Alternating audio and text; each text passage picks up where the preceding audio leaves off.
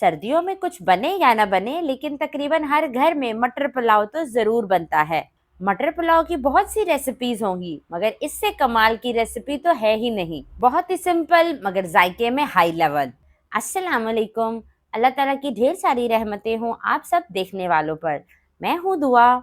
आज के बाद किचन में बनने वाली सबसे आसान तरीन रेसिपी आपको मटर पुलाव ही लगेगी। आप इस मटर पुलाव को कभी भी बनाकर एंजॉय कर सकते हैं, क्योंकि इसे खाने का कोई भी टाइम फिक्स नहीं है, क्योंकि ये बनता ही इतना टेस्टी है। रेसिपी को आखिर तक देखें, अच्छी लगे तो लाइक कर दें और मेरे चैनल को सब्सक्राइब भी कर लें। सुपर टेस्टी और बेहद इजी सीजनल मटर पुलाव बनाने के लिए एक कढ़ाई में आधा कप घी डाल दें।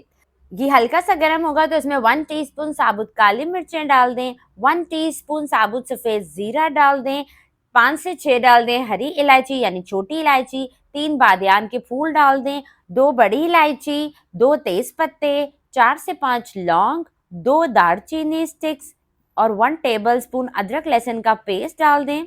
क्योंकि खुशबूदार मटर पुलाव बनाना है तो ये सारे मसाले लाजमी शामिल होंगे। अदरक लहसुन को कोई कलर नहीं देंगे, बस इतना इन्हें फ्राई करेंगे कि इनका कच्चापन जो है वो खत्म हो जाए और मसालों से अच्छी सी खुशबू भी आने लग जाए। आप ये मटर पुलाव ऑयल में भी बना सकते हैं, लेकिन घी में बनाकर देखें, आपको टेस्ट में वाजिया फर्क महसूस होगा। अदरक लहसुन लाइट गोल्डन हो गया है तो अब इसमें तीखे वाली हरी मिर्चें डाल दें काट कर। आज इस मटर पुलाव में तीखापन इन्हीं मिर्चों की वजह से आएगा, तो आप इसे अपने हिसाब से कम या ज्यादा कर सकते हैं। अब इसमें डाल दें आधा किलो मटर और मटर को भी 1 से 2 मिनट के लिए अच्छे तरीके से भून लें। मटर भूनने से क्या होगा कि इसका कच्चापन भी खत्म हो जाएगा और इसका कलर भी खराब नहीं होगा। 2 से 3 मिनट मटर भूनने के बाद इसमें डाल दें गोल लाल मिर्चें 5 से 6 अदद। इन मिर्चों का इस्तेमाल हम कर रहे हैं अच्छे कलर और अच्छे टेस्ट के लिए। इनको भी मिक्स कर लेते हैं। मटर अच्छे तरीके से भुन चुके हैं तो अब इसमें डाल दें 1 कप दही। अच्छे तरीके से फेंट कर डाल दें और अब इसे मिक्स कर लें।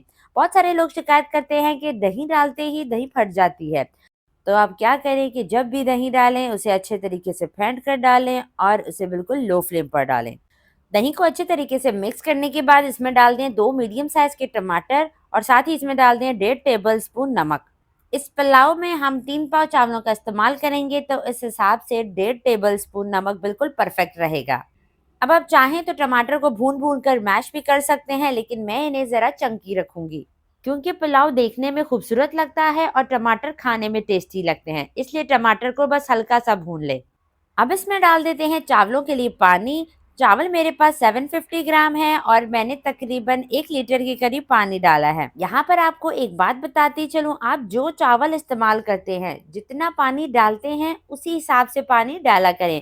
बस रेसिपी को सेम फॉलो किया करें। अब आप देख सकते हैं यखनी में अच्छा सा बॉयल आने लग गया, तो अब इसमें डाल देंगे भीगे हुए चावल। मैं यहाँ पर बासमती चावल का इस्तेमाल कर रही हूँ, जिन्हें मैंने 20 मिनट पहले भिगो के रख दिया था।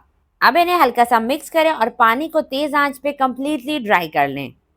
पानी तकरीबन ड्राई हो चुका है, तो अब इस पॉइंट पे इसमें डाल दें थोड़ा सा हरा धनिया और पुदीना काट कर। और इस पॉइंट पे अगर तो आपको मेरी रेसिपी जरा सी भी अच्छी लग रही है तो मेरी वीडियो को लाइक कर दें और मेरे चैनल को सब्सक्राइब भी कर लें। यहाँ पे मैंने थोड़े से केवड़ा वाटर में जर्दा रंग घोल के रखा था, आप चाहें तो डालें, नहीं तो आप इसे स्किप भी कर सकते हैं। अब इसे एक्स्ट्रा फ्लेवर देने के लिए चावलों के ऊपर 2 से 3 टेबल स्पून देसी घी डाल दें। अगर देसी घी नहीं है तो आप नॉर्मल घी का भी इस्तेमाल कर सकते हैं। इससे चावल बहुत ही खुशबूदार बनकर तैयार होंगे। अब बिल्कुल लो फ्लेम पे चावल को मैं 10 से 12 मिनट के लिए दम पे लगाऊंगी। बेहतरीन दम आएगा, एक एक चावल खिला खिला तैयार होगा इंशाल्लाह। 10 मिनट के बाद कवर हटाएं और चावल को ऐसे ही 5 मिनट के लिए छोड़ दें, ताकि इसके अंदर जितना भी मॉइस्चर है वो निकल जाए। गीले चावलों में ही चम्मच चलाएंगे ना तो चावल आपके टूट जाएंगे और खिले खिले तैयार नहीं होंगे। पूरा मोहल्ला ही महक उठेगा जब आप इस तरीके से मटर पुलाव बनाएंगे।